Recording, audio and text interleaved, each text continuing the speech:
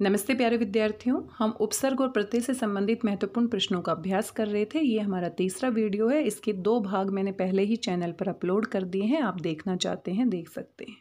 ये आपकी परीक्षाओं में बार बार पूछे जाते हैं, प्रतियोगी परीक्षाओं में भी पूछे जाते हैं, कक्षा 9 के पाठ्यक्रम में भी शामिल किए गए हैं, कक्षा 10 के पाठ्यक्रम में भी पूछे जाते हैं, DBSC बोर्ड में भी इनको शामिल किया गया है, हिंदी ओलंपियाड की परीक्षाओं में भी पूछा जाता है।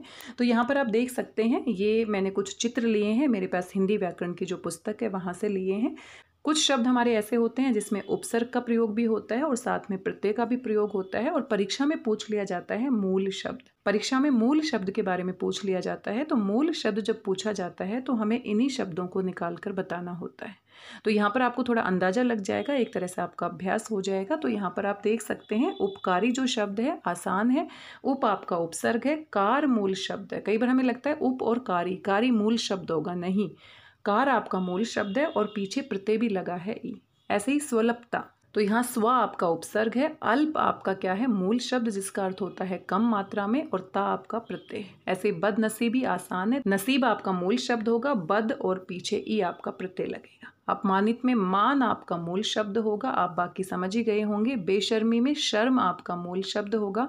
परिपूर्णता में पूर्ण आपका मूल शब्द होगा। असामाजिकता में समाज आपका मूल शब्द होगा। तो जब आप अभ्यास कर लेते हैं तो आपको धीरे धीरे चीज़ें समझ में आने लगती हैं, परीक्षा में आपको दिक्कत नहीं होती, इसीलिए हम अभ्यास कर रहे हैं। बेशर्मी, परिपूर्णता, असामाजिकता, तो यहाँ पर आपके मूल शब्द जो हैं उनके ऊपर आप ध्यान देंगे तो उपसर्ग और प्रत्यय भी अपने आप निकाल पाएंगे। निडरता आसान है, नी आपका उपसर्ग है, डर आपका मूल शब्द है, ता आपका प्रत्यय है। अनुकरणीय, तो यहाँ पर करण, तो यहाँ पर थोड़ा सा ध्यान देने की ज़रूरत है। कुछ शब्द होते हैं जिसमें हमें थोड़ा सोचने की ज़रूरत होती है। अनु आपका क्या है, उपसर्ग है, करण आपका क्या है, मूल शब्द है, और ये आपका क्या है, प्रत्यय है। स्वावलंबी में स्व, अवलंब, अवलंब का मतलब क्या होता है, सहारा, और ई आपका क्या है, प्रत्यय। और साथ में मात्राओं के ऊपर भी आपको थोड़ा ध्यान देना है। निये जो है उसमें बड़ी ई की मात्रा है तो बड़ी ई और य आपका प्रत्यय हो जाएगा। सामाजिक, ध्यान से देखो, इसमें ज के ऊपर छोटी की मात्रा है तो छोटी ई आएगी। तो यहाँ से थोड़ा अंदाजा लगा सकते हैं, पीछे आपकी बड़ी की मात्रा है तो प्रत्यय भी आपका बड़ी की मात्रा आएगा, छोटी ही नहीं आएगा। तो ये बहुत सारी पुस्तकें आप देखते हैं, किसी भी पुस्तक को आप देखेंगे उसमें ये आपको मिल जाएंगी। आइए थोड़ा सा और अभ्यास कर लेते हैं। मैंने अपनी व्याकरण की पुस्तकों से अभ्यास प्रश्न लिए हैं, ये फुल मार्क्स से लिया गया है। और यहाँ पर आप देख सकते हैं, तद्धित प्रत्यय निम्नलिखित में से किन शब्दों में लगकर नए शब्दों की रचना करते हैं। तो ये परिभाषा से संबंधित है। एक आपके कृत प्रत्यय होते हैं। कृत प्रत्यय जो होते हैं वो धातु के साथ लगते हैं, संस्कृत की जो मूल धातु होती है उसके साथ लगते हैं। और तद्धित प्रत्यय जो होते हैं वो संज्ञा, विशेषण और अव्यय, यानी कि इन सब के साथ लगकर नए शब्द का निर्माण करते हैं। तो ये परिभाषाएं हैं। प्रत्यय मुख्य रूप से 2 प्रकार के होते हैं। कृत प्रत्यय होते हैं, अगर ये पूछा जाता तो वो धातु के साथ लगते हैं, और तद्धित प्रत्यय जो होते हैं वो संज्ञा शब्दों के साथ भी लग सकते हैं, विशेषण के साथ भी लग सकते हैं, अव्यय के साथ भी लग सकते हैं। यानी कि कौन सा विकल्प सही है, चौथा। शौकीन में प्रयुक्त प्रत्यय है, तो देखो यहाँ पर प्रत्यय पूछ लिया गया है तो ध्यान से देखिए। शोक हमारा क्या होता है, शोक, शोक हमारा क्या होता है, मूल शब्द होता है, और बड़ी की मात्रा है तो बड़ी ई और न। तो इसमें कंफ्यूज नहीं होना, जानबूझ के छोटी ई और न भी दिया गया है। तो शौकीन यानी कि बड़ी ई यहाँ पर आएगी। लोहार में प्रयुक्त मूल शब्द और प्रत्यय है, तो इस तरीके से पेपर में पूछे जाते हैं। तो लोहार में आप ध्यान से देखिए, हमें लू और हार भी लग सकता है। लोहार, ये तो गलत होगा, इनमें से कोई नहीं, ऐसा नहीं। तो यहाँ मूल शब्द क्या है, लोहा। कुछ शब्द ऐसे होते हैं जो थोड़े से बदल जाते हैं, तो लोहा मूल शब्द है, लू नहीं होगा, और आर आपका क्या है, प्रत्यय है। ऐसे ही सुनार होता है तो सुना नहीं होता, उसमें सोना होता है, सोना से सुनार बनता है, आर प्रत्यय लगाकर सुनार बनता है। ऐसे कुम्हार जो होता है, कुम्हार जो होता है, कुंभ, कुंभ जमा हार से बनता है, क्योंकि कुंभ क्या होता है, मटका, मटके को बनाने वाला कुम्हार। निम्नलिखित में से कौन सा व्यवसाय बोधक प्रत्यय नहीं है, तो ये बहुत डिटेल में पूछ लिया गया है, आपकी परीक्षाओं में नहीं पूछा जाएगा, लेकिन एक्स्ट्रा जानकारी है, इसे हम देख लेते हैं। व्यवसाय बोधक क्या होता है, जिससे हमें काम के बारे में जानकारी मिलती है, जैसे वाला। अब मैं अगर कहूँ दूध वाला, मिठाई वाला, तो ये उसके काम के बारे में, व्यवसाय के बारे में जानकारी देता है कि नहीं, बताओ। और नहीं है पूछा, यानी कि ये तो हो गया है। ऐसे ही आनी जो है, अब मान लो मैं देवरानी करती हूँ, देवर जमा आनी, देवरानी, तो देवरानी जो है वो उसके काम के बारे में तो नहीं है, ये तो क्या है, एक संबंध को दिखा रहा है, देवरानी, जेठानी, तो यानी कि यही विकल्प क्या है, सही है। आर आप देख सकते हो, आर में आप देख सकते हो सुनार और लुहार हमने अभी किया था, तो वो भी उसके काम को दिखाता है। सोने का काम करने वाला सुनार, लोहे का काम करने वाला लुहार। और ऐसे ही यहाँ पर क्या है, गर, तो जादूगर आप कह सकते हो। तो जादूगर जो होता है जादू का खेल दिखाता है। तो व्यवसाय बोधक यानी कि कुछ प्रत्यय ऐसे होते हैं जो शब्दों के पीछे लगकर उसके व्यवसाय के बारे में दिखाते हैं, काम के बारे में दिखाते हैं। तो आनी जो है यहाँ पर सही विकल्प होगा। किस शब्द की रचना उपसर्ग और प्रत्यय के मेल से नहीं हुई है? तो अभी हम बात कर रहे थे कई शब्द ऐसे होते हैं जिसमें उपसर्ग भी होता है और प्रत्यय भी होता है। किस शब्द की रचना उपसर्ग और प्रत्यय के मेल से नहीं हुई है? तो देख लेते हैं। उपस्थिति में आप देखो, उप आपका उपसर्ग है और स्थिति आपका क्या है, मूल शब्द।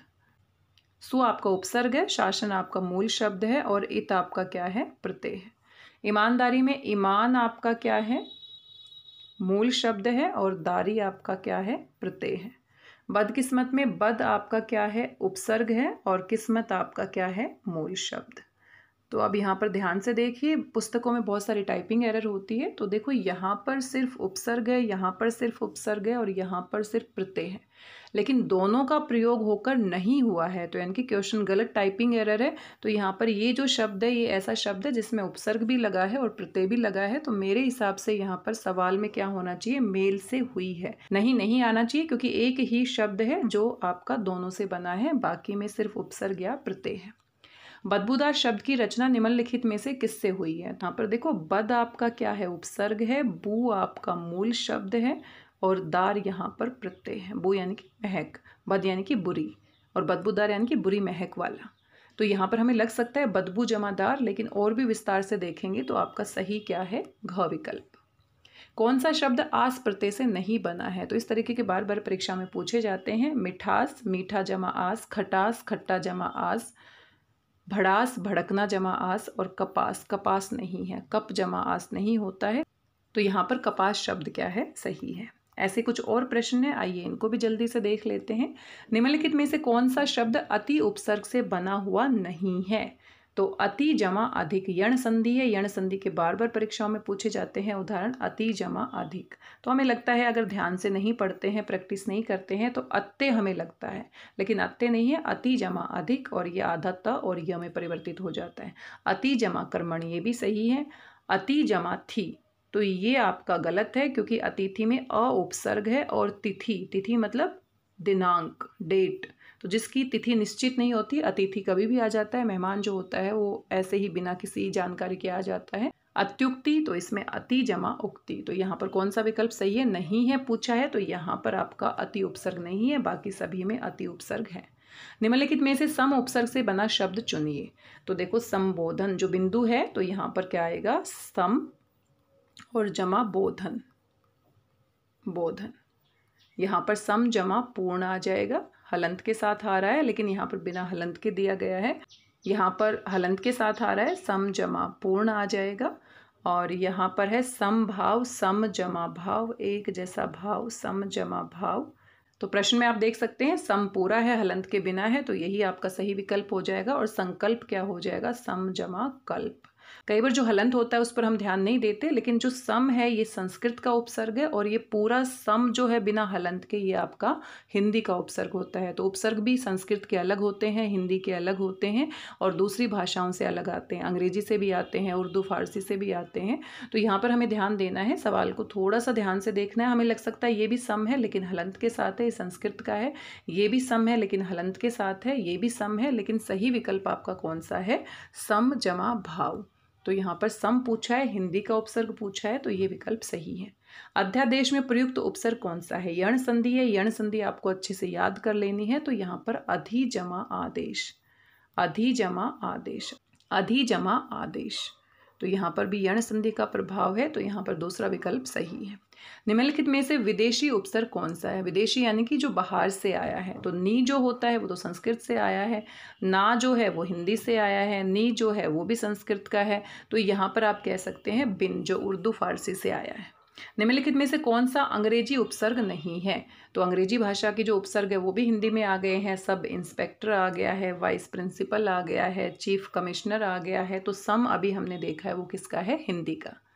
पुनरुद्धार में उपसर्ग और मूल शब्द कौन सा है? बहुत ही महत्वपूर्ण शब्द है, बार बार परीक्षाओं में पूछा जाता है और कंफ्यूज करने के लिए आप देख सकते हैं किस तरीके के विकल्प यहाँ पर दिए गए हैं। पुनरुद्धार जो है वो पुनः, पुनः यानी कि बार बार, पुनः जमा उद्धार। तो सबसे सही विकल्प इन चारों में से क्या है? आपका तीसरा विकल्प है। पुनरु नहीं होगा, पुन नहीं होगा और पुनरुद्ध नहीं होगा। यहाँ पर कई बार विसर्ग के बजाय पुनर, अगर पुनर होता और उद्धार होता तो वो भी विकल्प आपका क्या होता? सही होता। तो यहाँ पर सबसे सही कौन सा है? तीसरा विकल्प। स्वावलंबन में मूल शब्द है, बार बार परीक्षाओं में पूछा जाता है, यहाँ पर तीसरा विकल्प सही है। और ये देखो मूल शब्द पूछ लिया है तो आपसे उपसर्ग या प्रत्यय नहीं पूछा। तो अगर मान लीजिए आपको स्व उपसर्ग पता भी लग गया लेकिन आपने मूल शब्द ढूंढना है और जानबूझकर अवलंबन दिया है, लंबन दिया है, लेकिन अवलंबन, स्व अवलंबन, तो स्व आपका उपसर्ग है और अवलंबन यानी कि सहारा, तो दूसरा विकल्प सही है। तो थोड़ा सा शब्दों के मीनिंग के ऊपर भी हम ध्यान देते हैं तो अच्छे से हम इनको कर पाते हैं। अब यहाँ पर आप देख सकते हैं उचित उपसर्ग का प्रयोग करके शब्द का निर्माण कीजिए। तो यहाँ पर मूल शब्द दिया गया है तो हम कह सकते हैं चाल, तो कुचाल, कुचाल यानी कि बुरी चाल चलना, कुचाल। जोर मूल शब्द है तो कमजोर आप कह सकते हैं। कम आपने क्या लगा दिया? यहाँ पर उपसर्ग लगा दिया है। गुण जो है तो अवगुण आप कह सकते हैं, उपसर्ग आपने अव लगा दिया है, अवगुण हो गया है आपका। जन्म, आजन्म आप कह सकते हैं, आज जन्म यानी कि पूरे जीवन भर, आज जन्म आपने उपसर्ग लगा दिया है। मांगा का आप क्या कह सकते हैं? बिन मांगा, बिना मांगा हुआ, बिन मांगा, बिन मांगा।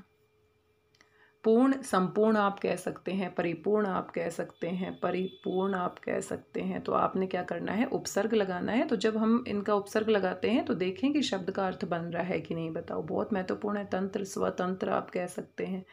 डर, निडर आप कह सकते हैं, निडर। लोक में आप क्या लगा सकते हैं? परलोक आप लगा सकते हैं, परलोक। मैं ऐसे ही लिख रही हूँ, आप इसको ध्यान से सुनते हुए चलेंगे साथ साथ तो आपको समझ में आ जाएगा। अछूत आप कह सकते हैं, आसान है, अछूत। इज्जत में बेइज्जत आप कह सकते हैं। तो इस तरीके से मूल शब्द दे दिए जाते हैं और आपको उपसर्ग लगाकर एक नए शब्द का निर्माण करना है। ऐसे ही प्रत्यय दे दिए जाते हैं। यहाँ पर आप देखिए, यहाँ पर आपको शब्द दिया गया है और आपने उपसर्ग और मूल शब्द अलग करना है। तो जब अलग अलग हम करते हैं तो हम उसको समझते हुए चलते हैं। अत्यंत, यण संधि आप बार बार देख रहे हैं, यण संधि बहुत महत्वपूर्ण है। अति जमा अंत, मैं नीचे लिख देती हूँ, वहाँ पर छोटी जगह है। अति जमा अंत, अति आपका उपसर्ग है और मूल शब्द क्या है? अंत। निर्माण में आप कह सकते हैं नी जमा मान भी होता है और निर्जमा मान, निर्जमा मान। पराक्रम में परा जमा क्रम हो जाएगा, आसान है। चिर जमा आयु, तो ध्यान से देखना है। चिर यानी कि बहुत लंबी और आयु यानी कि उम्र, चिरायु। सुगंध, सु जमा गंध, बे जमा कार, आसान है। सम्मान में सम जमा मान, तो ये भी आसान है, सम जमा मान। अधोगति बहुत महत्वपूर्ण शब्द है, बार बार परीक्षाओं में पूछा जाता है। अधय जमा गति, विसर्ग के साथ आएगा। अति प्रिय आसान है, अति जमा प्रिय। तत्सम आसान है, तत् जमा सम। नाखुश आसान है तो यहाँ पर ना जमा खुश हो जाएगा। लाजवाब आसान है, ला जमा जवाब। आगे पूछा गया है निम्नलिखित वाक्यों में से उन शब्दों को रेखांकित करना है जिनमें उपसर्ग का प्रयोग हुआ है। तो दुर्गम में दुर जमा गम, तो ये बहुत ही अच्छा तरीका है। निर्गुण में निर जमा गुण, निराकार में निर जमा आकार, परमात्मा में परम जमा आत्मा। तो कितने शब्द आपको मिल गए हैं।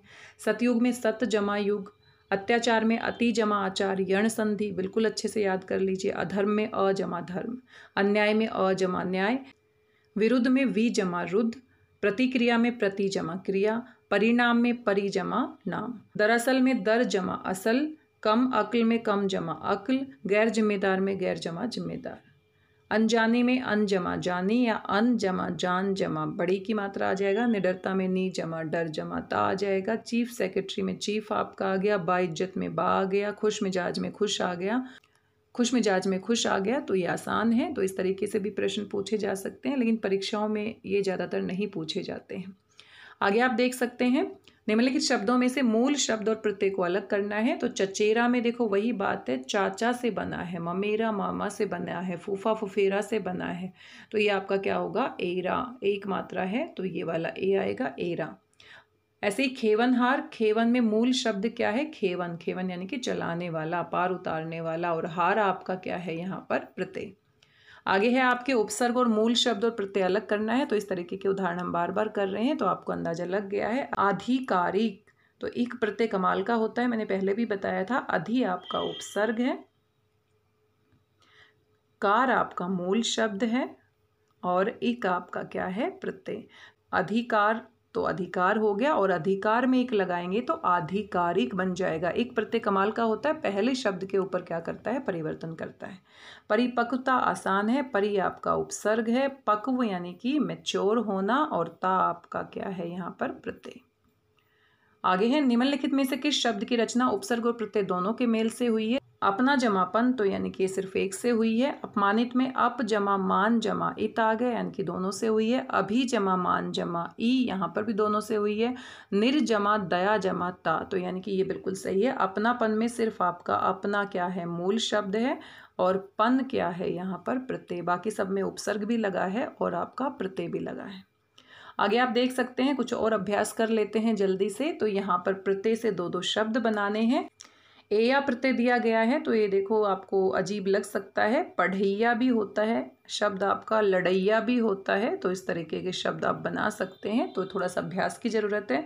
नी से आप बना सकते हैं, ओढ़नी आप बना सकते हैं, मोरनी हो जाएगा आपका, हिरनी हो जाएगा, शेरनी हो जाएगा, मोरनी हो गया, हिरनी हो गया, शेरनी आपका हो गया। तो इस तरीके से आप बना सकते हैं। आगे है, इमा प्रत्यय से आपको शब्द बनाना है। तो लालिमा, लाल से लालिमा आपका बन जाएगा। लाल में इमा जोड़ दिया तो लालिमा बन गया। गरिमा बन गया, गरिमा, महिमा, हरितिमा। तो इस तरीके से हम शब्द, गरिमा, महिमा, इस तरीके से हम शब्द बना सकते हैं। इयत से इंसानियत बन जाएगा, हैवानियत बन जाएगा। इयत से इंसानियत बन जाएगा, इंसानियत। इयत से इंसानियत बन जाएगा, हैवानियत बन जाएगा। ओना से बिछोना बन जाएगा, खिलौना बन जाएगा, खिलौना बन जाएगा। अन से आपका क्या बन जाएगा, अन से आपका क्या बन जाएगा, मिलन बन जाएगा। गमन बन जाएगा, गमन यानी कि जाना। खाना से क्या बन जाएगा, दवा खाना बन गया, दवा खाना। शराब खाना, बावर्ची खाना, तोप खाना, इस तरीके से हम बना सकते हैं। आई से बहुत आसान है, बार बार पूछा भी जाता है। पढ़ाई, लिखाई, चढ़ाई, इस तरीके के शब्द बन सकते हैं। और आगे आप देख सकते हैं, यहाँ पर आपको शब्द दिए गए हैं और प्रत्यय दिए गए हैं, जोड़कर आपको नया शब्द बनाना है। तो सांप और एरा आप देख सकते हैं, सप एरा नहीं होता, सांप और एरा बनता है। तो यहाँ से क्या बन जाएगा, सपेरा। पूरी तरह से परिवर्तन हो जाता है। उपज और आऊ, तो ये क्या हो जाएगा, उपजाऊ बन जाएगा, जोड़ देंगे हम इसे। और धाव और अक, धावक बन जाएगा। दौड़ने वाले को हम क्या कहते हैं, धावक कहते हैं। मान ओती, तो थोड़ा सा हमें ध्यान देना है। मान ओती में मनोती बन जाएगा, मनोती ऐसे लिखा जाएगा, किसी को मनाना। चाचा एरा अभी हमने किया था, चचेरा बन जाएगा। मामा एरा, ममेरा बन जाएगा। आगे आप देख सकते हैं, नानी और हाल, तो नानी के घर को हम क्या कहते हैं, ननिहाल, ननिहाल।